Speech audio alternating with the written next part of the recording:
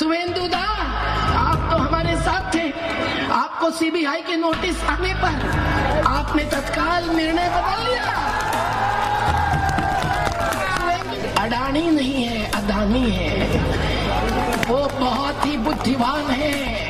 उनको पता है कि बाजार कैसे चलता है और बाजारी पद्धति से जल जंगल जमीन कैसे छीनी जाती है। आज अगर नंदीग्राम में शुभेंदु अधिकारी जी, आप अगर धर्म के नाम पर यहाँ के हिंदू मुसलमानों को भिड़ा देंगे तो इस भूमि में चैन घोलने का आपका काम नंदीग्राम की जनता नामंजूर करेगी। युवाओं को हाथ जोड़ के ऐलान है कि मोदी यानी कॉर्पोरेट, मोदी यानी कंपनी, पर ईस्ट इंडिया कंपनी का राज भगाने में बंगाल की अगुवाई थी।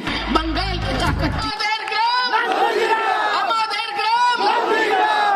नंदीग्राम मेरे दिल का टुकड़ा है और इसीलिए वो बहनों को मिलकर, सुल्तान भाई को मिलकर, समद भाई को मिलकर, कहीं राधा रानी नहीं दिखी पर हम सब लोग बहुत खुश हैं। ये भूमि संघर्ष की भूमि है, ये भूमि के लिए संघर्ष की भूमि है।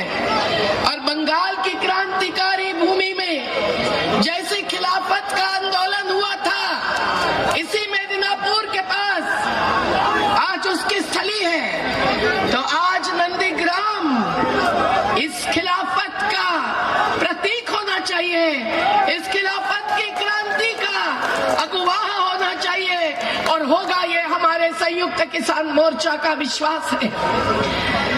राकेश जी टिकायत यहाँ आए हैं, जिनके आंसुओं की धार ने जनता का समुंदर वहां गाजीपुरा बॉर्डर पर लगा दिया। यहाँ राजेवाल जी और गुरनाम सिंह चढ़ोनी जी आए हैं, जिन्होंने पिछले 110 दिन से वहीं डेरा डालकर किसान मजदूरों को संबल दिया है। युद्धवीर सिंह जी आए हैं, जिन्होंने मुजफ्फरपुर के किसानों में जात पात मजहब के पार एकता स्थापन करके दिल्ली को घेरा डाला है। राजा राम सिंह जी बिहार से आए हैं, जिस बिहार में ईवीएम की गड़बड़ी जो भी हो, लेकिन बिहार की जनता ने चाहा और माना है कि अमित शाह ने 75,000 टीवी कैमरे लगाए, लेकिन उनको 75,000 लोगों का भी सही तो सम्मान नहीं मिला है। साथियों, इसलिए दलीय राजनीति क्या है और दलीय राजनीति क्या नहीं है, ये जानने वाले तमाम साथीगण, उत्तर प्रदेश के वाराणसी से संजीव भाई भी आए हैं, हम सब जानते हैं। हम लोग इसीलिए ये चुनावी राजनीति को ही सब कुछ नहीं मानते हैं। हम लोग इस चुनावी राजनीति ने क्या नहीं किया है वो जानते हैं। पर नंदीग्राम के आपका संघर्ष रात को ऐसे ही आज मोबाइल के दिए हैं, उस समय हमारी बहनों के हाथ में छोटी छोटी पंक्तियां होती थी और रात को 12 बजे हजारों की तादाद में इस मैदान में या उधर गोकुल नगर में या उधर सोनाचुरा में किस प्रकार की भीड़ इकट्ठी होती थी। हम सब लोग जानते हैं कि उस संघर्ष के बाद भूमि अधिग्रहण कानून अंग्रेज सरकार का बदलने के लिए मजबूर किया सरकारों को, और सभी सेक्युलर पार्टियां, सर्वधर्म समभाव मानने वाली पार्टियां और हमारा जन आंदोलनों का समन्वय भिड़ गया। पर आज फिर मोदी सरकार ने उस कानून को नहीं चाहा है। वो मानते हैं कि जमीन हस्तगत करना उनका अधिकार है। अरे यहाँ एक एक गांव में देखी हुई छोटी छोटी खेती बाड़ी, उस पर बनने वाली पकने वाली सब्जी और उस सब्जी को लेकर जाने वाली हमारी छोटी छोटी महिलाएं, बच्चियां, हम सब लोग किस प्रकार से लड़े। 119 गांव एक इंडोनेशियाई कंपनियों को भगाकर आपने बचाए हैं। आपको हाथ जोड़ के ऐलान है कि किसी भी भ्रामक प्रचार में मत आइए। वो तो एक कंपनी थी, आज देश में हजारों कंपनियां लाकर सभी किसान की भूमि छीनकर ये अंडानी अंबानी जैसे, अडानी नहीं है, अदानी है। वो बहुत ही बुद्धिमान है, उनको पता है कि बाजार कैसे चलता है और बाजारी पद्धति से जल जंगल जमीन कैसे छीनी जाती है। हमारे आदिवासियों की बात अलग है। नंदीग्राम ने अपनी भूमि छीनने नहीं दी थी, तो आज अगर इन जमींदारों के नुमाइंदों को आप अगर सत्ता की कुर्सी सौंपेंगे तो आपके जमीन का टुकड़ा टुकड़ा ये छीने बिना नहीं रहेंगे। आपको इसीलिए ऐलान करने आए हैं। ये जो 3 कानून है वो केवल काले नहीं है, वो गोरे सरकार की याद दिलाने वाले कानून है।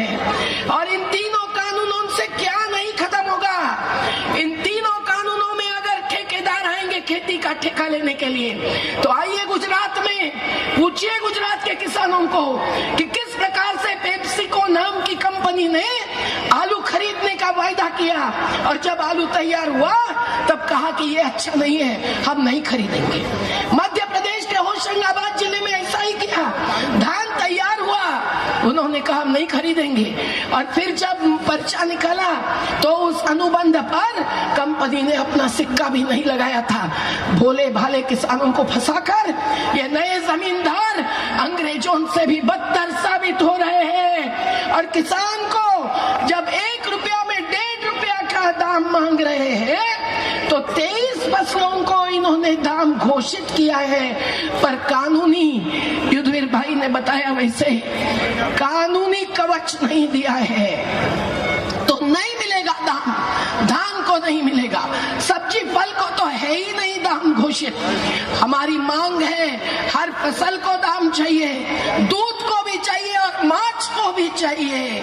और वो सही दाम नहीं देने वाले, सरकारी हो कि कोई भी हो, उनको जेल और जुर्माना होना चाहिए। ये कानून का मसौदा 300 किसान संगठनों की तरफ से 2 साल पहले से लोकसभा और राज्यसभा में पड़ा है। हर किसान को कर्ज मुक्ति चाहिए। ये कहते हैं उनके पास पैसा नहीं है, लेकिन अडानी और अंबानी को क्या क्या दिया ये राकेश जी ने बताया, मैं फिर से समय नहीं लूंगी। पर आपको ये बताना चाहती हूँ, शुभेंदु अधिकारी आपको जो भी कहे, कैलाश विजयवर्गीय आपको जो भी कहे, आप उनको पूछिए कि गौतम अडानी की रोज की कमाई कितनी है। क्या आप जानते हैं? क्या आप जानते हैं? उनकी रोज की कमाई 384 करोड़ रुपए है और मुकेश अंबानी की रोज की कमाई 1045 करोड़ रुपए है। और मुनाफा खेती से कमाना चाह रहे हैं। अब आंदोलन जब चोटी पर पहुंचा है, 270 लोगों की शहादत हुई है। जैसे आजादी आंदोलन में भी पंजाब की शहादत सबसे आगे थी, आज की शहादत आगे है। पर बंगाल के किसानों ने, मजदूरों ने, योद्धाओं ने भी शहादत दी है उस आजादी आंदोलन में। तो दोनों आजादी आंदोलनों को जोड़कर साथियों, आज हमें शपथ लेनी पड़ेगी, संकल्प लेना पड़ेगा कि हम जमीन और जमीर बेचने वालों को सत्ता नहीं लेने देंगे। नहीं तो ये बंगाल की भूमि खाद्यान्न नहीं पकेगा अगर ठेकेदारों ने खेती ले ली तो। राशन व्यवस्था नहीं चलेगी जब अदानी और अंबानी के गोडाउन्स भरेंगे और सरकारी गोडाउन्स खाली रहेंगे। आपको बड़े बड़े लालच लेते जाएंगे, लेकिन आपके बंगाल की जो कृषक बंधु योजना है, मैंने उसका अभ्यास किया, वो इनके किसान क्रेडिट योजना से बहुत अच्छी है।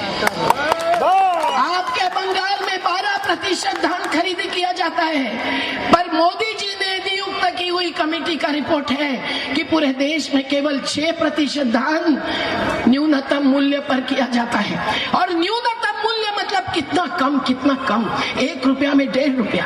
आपको मैं उदाहरण देती हूँ, ये बोतल वाटर का सब जगह, ये बोतल वाटर भी आप ले लेंगे तो इनको, ये कंपनियों को भी कितना मुनाफा मिलता है। ये 55 पैसे लीटर से पानी लेते हैं और 20 रुपए लीटर से बेचते हैं। इनके लिए पैसा है सरकार के पास मुफ्त में पानी देने के लिए।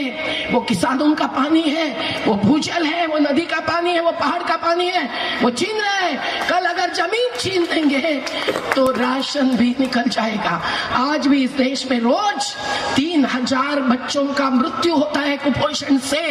कोरोना के नाम पर ये 3 कानून थोपे गए, राज्य सरकारों के अधिकारों को कुचला गया और रेल बेचे, पोर्ट बेचे, एयरपोर्ट बेचे, सब कुछ बेचना। यहाँ BSNL के हमारे श्रमिक आए हैं, पूछिए 44 श्रमिकों ने आत्महत्या की है। ये आत्महत्या नहीं है, किसान भी हर घंटे में 3 आत्महत्या कर रहे हैं। ये आत्महत्या नहीं है, ये हत्या है। ऐसे हत्यारों को हम नहीं कहेंगे फांसी की सजा दो, हम हिंसा के पक्ष में नहीं है, लेकिन आजीवन कारावास दो, राजनीति से संन्यास दे दो, यही हमारा ऐलान है। एक ही बात और कहनी है, नंदीग्राम का संघर्ष जाति पाति पंथ धर्म और स्त्री पुरुष नर नारी के भेद के पार था। किसी ने मुझे कभी कहा नहीं कि बहन जी मैं हिंदू हूँ, मैं मुसलमान हूँ। इस मैदान में, उस बस स्टैंड पर, उस सोनाचूड़ा में जहाँ भी हम इकट्ठे होते थे, बहनें और भाई मिलकर इकट्ठे होते हैं। लेकिन इन्होंने जो कोरोना के काल में भी उत्तर प्रदेश में महिलाओं पर अत्याचार बलात्कार बढ़ रहे हैं, हाथरस में जाकर मैंने देखा कैसा जातिवाद ये फैला रहे हैं, कैसा धर्म भेद ये फैला रहे हैं। अयोध्या में भी राम और रहीम एक रहते थे। चलो गाड़ी में। हर कोई फूलों के झंडे की माल आती थी मुस्लिम कारीगरों से, घर से, खेत से, और राम नाम के गमछे वहाँ मुस्लिम कारीगर बुनते हैं। तो खेतीहर और कारीगर एक होते, हिंदू मुस्लिम एक थे, पर इन्होंने आग लगाने का काम किया। आज अगर नंदीग्राम में शुभेंदु अधिकारी जी, आप अगर धर्म के नाम पर यहाँ के हिंदू मुसलमानों को भिड़ा देंगे तो इस भूमि में जहर घोलने का आपका काम नंदीग्राम की जनता ना मंजूर करेगी, ना मंजूर करेगी, ना मंजूर करेगी। मैं एक ऐलान आपके पास पहुंचने वाली हूँ, 1-2 लाइन गीतों की। ईश्वर अल्लाह तेरे जहां में नफरत क्यों है, जंग है क्यों, तेरा दिल तो इतना बड़ा है, इंसा का दिल तंग है क्यों। ईश्वर अल्लाह, नंदीग्राम के लोगों ने ये समझना चाहिए, ये धर्म का नाम क्यों ले रहे हैं, ये हिसाब क्यों लगा रहे हैं। क्या हमारे बच्चों को भी ये धर्म के नाम पर लड़ाएंगे। दिल्ली के आंदोलन में इन्होंने हिंदू विरुद्ध सिख ये करने की कोशिश की थी 26 जनवरी के उस हिंसक कार्रवाई के द्वारा, जो उनकी कार्रवाई थी। हम तो अहिंसक थे, झूठे आरोप हम पर लगाए हैं, डकैती के, हिंसा की साजिश के। क्या हम लोग सब हत्यारे हैं? नहीं। लेकिन ये इस प्रकार से बात करेंगे, आपको भ्रमित करेंगे। आप ध्यान में रखना कि शुभेंदु अधिकारी ने जो दल बदल किया है उसकी पृष्ठभूमि आपको भी जाननी चाहिए, और कैलाश विजयवर्गीय की भी सच्चाई आपको जाननी चाहिए। शुभेंदु दा, आप तो हमारे साथ थे, आपको CBI के नोटिस आने पर आपने तत्काल निर्णय बदल लिया।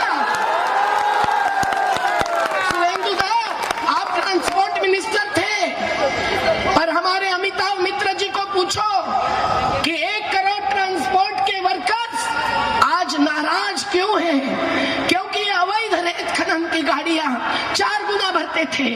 हम ये अवैध रेत खनन रोकने वाले, कानूनी लड़त जीतने वाले हैं, लेकिन वो वर्कर्स नाराज हैं। उन्होंने नाराज होना चाहिए शुभेंदु दा के साथ, आज की सरकार के साथ नहीं। तो ध्यान में रखना कि जो भी भ्रष्टाचार अत्याचार होता है उसकी आज देश में हद है। जब ये धर्म के नाम पर पीट पीट कर मार डालते हैं, जब महिलाओं पर बलात्कार के साथ हत्याएं हो रही है, तो ये हिंसक व्यक्ति हो या पार्टी हो, उसको देश में राज करने का कोई अधिकार नहीं है। और इसलिए साथियों, मैं इतना ही कहूंगा कि आपने बच्चों को भी, अपने बच्चों के भविष्य भविष्य को, अपने देश के भविष्य को ये रविंद्रनाथ टैगोर की, ये नेताजी सुभाष चंद्र बोस की, ये विद्यासागर की भूमि को नहीं छूने दे।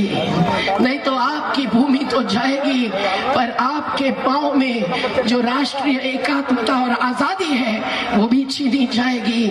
आप लड़ेंगे, आप जीतेंगे, वो नहीं जीतेंगे, ये हमारा विश्वास है।